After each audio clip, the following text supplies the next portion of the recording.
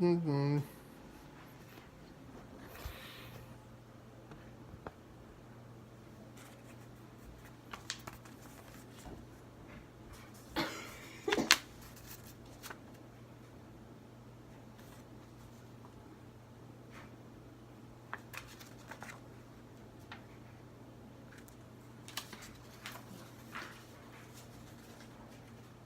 In the summer of 1877, the railroad industry went through an outbreak of labor unrest so widespread and so violent that some people thought that the second coming of the American Revolution.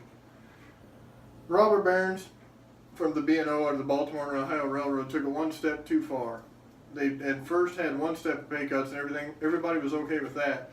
But in Martinsville, Virginia, the second set of pay cuts set off the powder keg. In July 16, 1877, the workers decoupled all of the cars and said that there was nothing leaving the yard until the pay cut was redone or rescinded. That didn't sit well with the management, and there was really a standstill until the State Guard was called in. They called in the militia, but the militia were mostly sympathetic to the plight of the railroad workers because the vast majority of them were railroad workers. So, 4 days later, the Governor Henry M. Matthews of West Virginia called in the National Militia and generally quelled that riot. After that, however, there were riots that started in Albany and Buffalo and Newark, Ohio, Chicago, Philly, Pittsburgh, all over the place. I mean, in Pennsylvania alone, stores and factories were closed. In Lebanon, there was a National Guard company that mutinied.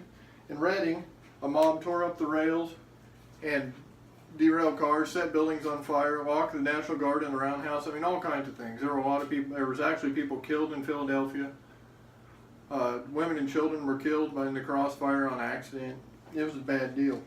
In Philadelphia, also, the crowd set 39 buildings on fire, 104 engines on fire, 46 passenger cars, and 1,400 freight cars were set on fire, and over $4 million worth of damage. In reality, though, the unions were not behind it. They were not even a part of it. They didn't like the riots. They thought it was a terrible idea and everything. And by the end of the month in July, after the National Guard had been called in and everything, that the National Guard did their job. I mean, they didn't sympathize with the rioters. They didn't sympathize with anybody. They did what they were paid to do.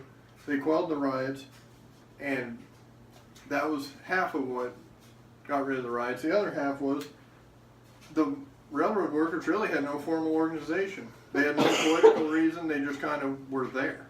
And wherever an uprising happened, no matter where it happened, it wasn't really set up with another union. It was just kind of, this is where it happened because it happened over there.